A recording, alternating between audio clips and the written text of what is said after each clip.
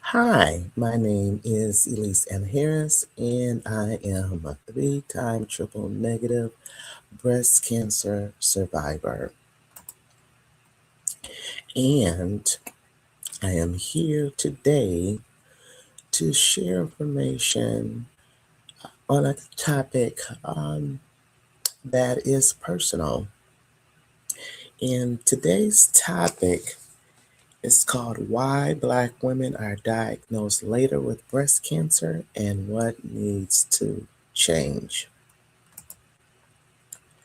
And I wanted to again stop in today and to share the topic again, why Black women are diagnosed later with breast cancer and what needs to change. Won't you go ahead and subscribe to the video? Please feel free to share this with those who are currently going through their journey. I pray the information that I bring before you is encouraging those again in their cancer journey. Also, too,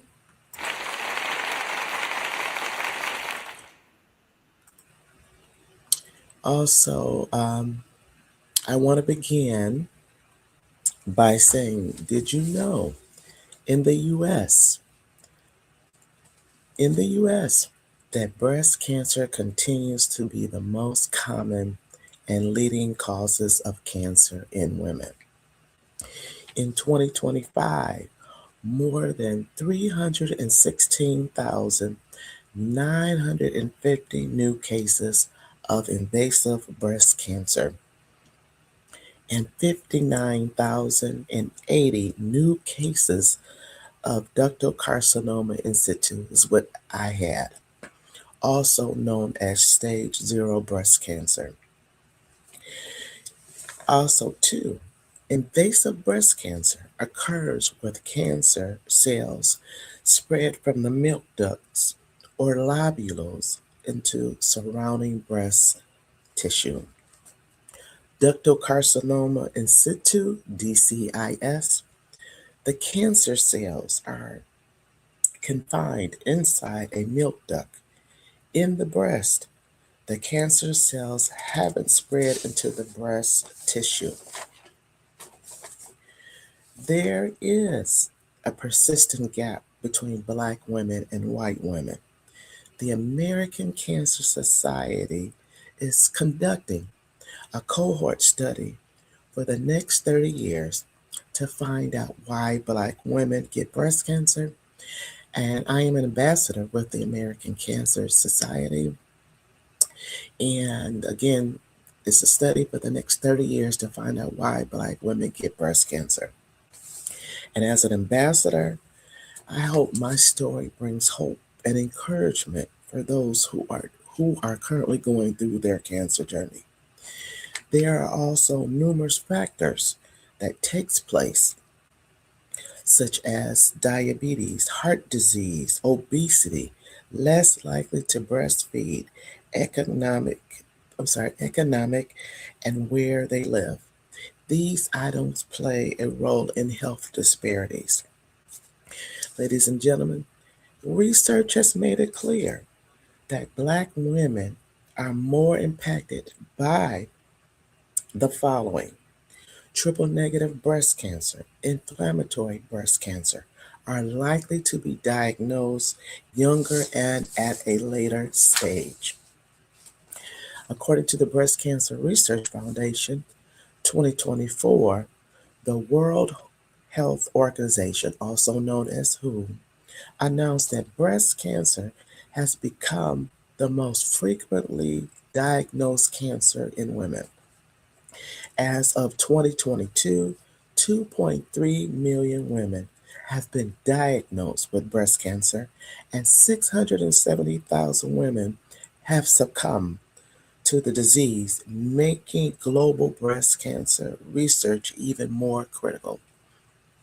Breast cancer research investigators are addressing healthcare inequities around the world with a particular focus on Black women in low resource area.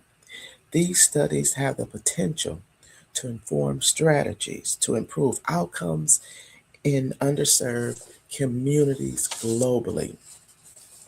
Also, recently I came across an article on the Breast Cancer Research Foundation, and I wanted to share this with you. I felt this was important. To mark 30 years of the Estee Lauder Company's breast cancer campaign, the Estee Lauder Company's charitable foundation donated $15 million. Ladies and gentlemen, $15 million is the single largest corporate donation in the Breast Cancer Research Foundation history to accelerate innovative research, address breast cancer disparities. Ladies and gentlemen, that's $3 million per year for the next 5 years. Breast Cancer Research Foundation launched the Health Equity Initiative in 2023. Breast cancer drives in Black women society to biology. The unique protection is geared towards understanding intersection of social determinants of health, commorbidities, which is more than one health illness, and biology of breast cancer in women.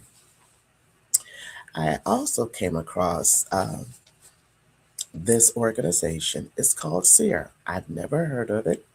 So I looked it up and I was curious to find out what are the stats for breast cancer for Black women.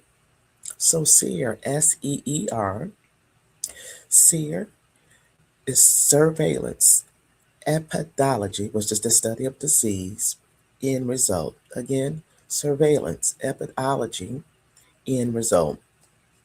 Now, SEER is an authoritative source for cancer statistics. I didn't know that, and I looked it up. I saw it somewhere, and I'm like, wow. Again, SEER is an authoritative source for cancer stats in the U.S. According to Sisters Network, Black women had a higher rate of screening mammography than other women compared to only 20% of white women. In 2025, about 40,530 new cases of breast cancer are expected to occur among Black women. Breast cancer is the most common cancer among Black women. Under 35, Black women are diagnosed at 2 times the rate, ladies and gentlemen. Again, under 35, Black women are diagnosed at 2 times the rate of white women, die at 3 times the rate. Black women are more likely to get diagnosed with breast cancer before the age of 40, and I was, I believe, 35 when I was diagnosed, and obese and other health conditions play a role. Black women are also, they get diagnosed with advanced metastatic breast cancer. They're diagnosed more frequently with breast cancer. Black women have statistically significant higher breast cancer rate, again, than white women. In every state except Colorado, New Mexico, Oregon, Rhode Island, Washington, West Virginia, where rates are similar. Breast cancer incidence rates higher among Black women again than white women under the age of 45. The median age of diagnosis is 59 for Black women compared to 63 for white women. Again, these are factors. Biological aggression. Black women are disproportionately affected by triple negative breast cancer, which is faster growing and more difficult to treat. That's what I had, triple negative breast cancer. There are screening barriers, ladies and gentlemen. Delays often stem from lack of private insurance, accounting for 37% of excess mortality risk, inadequate access to high quality facilities, longer intervals between screenings, healthcare mistrust, historical injustices, and perceived discrimination in medical settings lead to lower rates of genetic testing and delayed follow ups for abnormal results. There's also, too, the social determinants of health.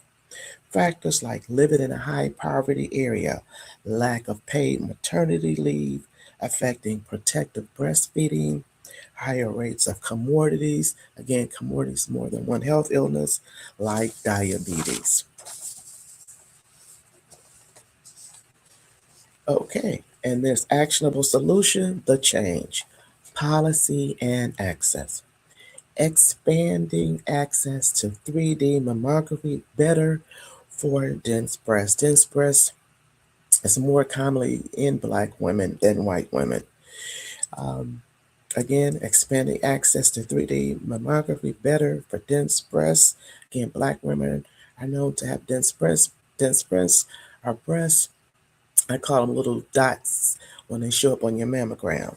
Again, expanding access to 3D mammography better for dense breasts, common in Black women, reducing the time to treatment through better referral systems.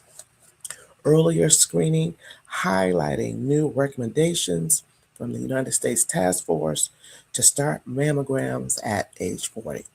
Again, I began advocating for myself because I knew the family history. Um, Doctor told me I was too young. I kept going back and forth. And finally, I began to start getting my mammograms. Clinical representation, increasing Black participation in clinical trials. Currently, there's only 10 to 15% develops more effective personalized therapies. Community outreach, utilizing Black radio, church based interventions, culturally tailored health messaging to bridge the information gap. Again, like I said, just some of the things, the disparities that are going on. And I wanted to share with you also some information that I came across. One of the being as a voice of Black women ambassador, I wanted to show this to you. Um, February is Black History Month. This Black History Month, we honor the extraordinary contributions of Black women and continue to fight against systemic inequities in healthcare. While progress in cancer research and prevention has been made, of course, there's still disparities remain. Black women still face significant challenges in access to care and treatment. And to address this, the American Cancer Society proudly continues the Voices of Black Women study, a groundbreaking initiative participating with their goal is to get 100,000 Black women nationwide to better understand the cancer risk and improve health outcome. This research is shaping a healthier future for generations to come, and you can make a difference if enroll if you're an eligible Black woman. Join the study at voices.cancer.org. It could take the survey can take anywhere from 15 minutes now to 1 hour, and you can transfer the lives for decades. Again, Black women from the ages of 22 to 25 with no history of cancer except basal or squamous cancer living in the USA. Together, we can create change for Black women health, and it starts with you. Again, voices.cancer.org. Also, two, I came across some information from the Sisters Network, which I'm also a part of. And here it is showing Black women breast cancer figures, facts, and I wanted to share this with you. Again, this is Black women breast cancer facts and figures.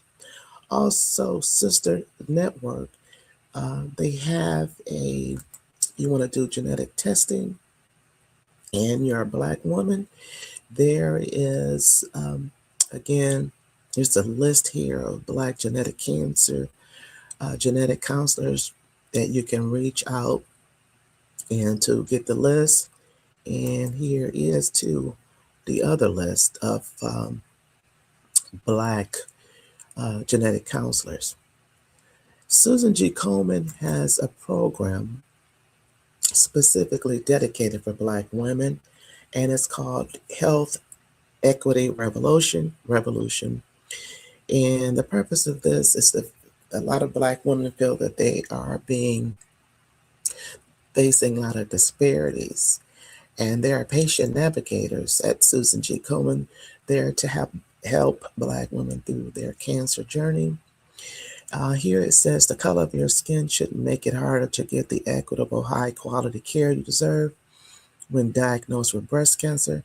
Together, we can help make health equity a priority for all people. We are already here, and again, this is Susan G. Komen. They have the Health Equity Revolution for Black women.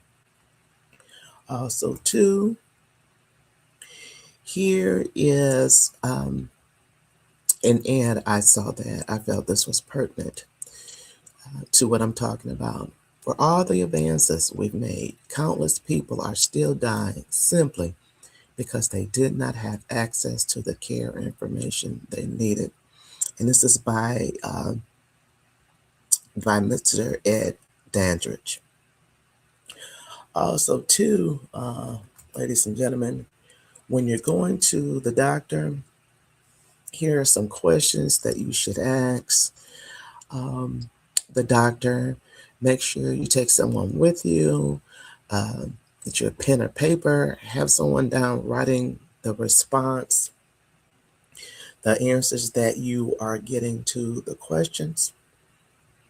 Here, like I said, this will not be the last. This was going to be continued, Lord's willing, continue to be an ongoing event for me because this is personal. And I wanted to, again, like I said, just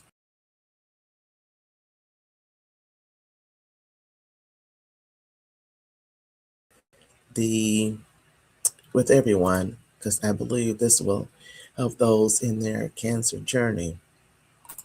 Now, I want you to feel free to like, subscribe, share the video with those who are currently going through their cancer journey. And like I say, I would like to know what has been your experience as a Black woman. Can you relate to any of those? Please let me know. I would love to explore this further. And like I say, this is not going to be the last. It's going to continue to be an ongoing series so we can get to the bottom of this. And until next time, peace.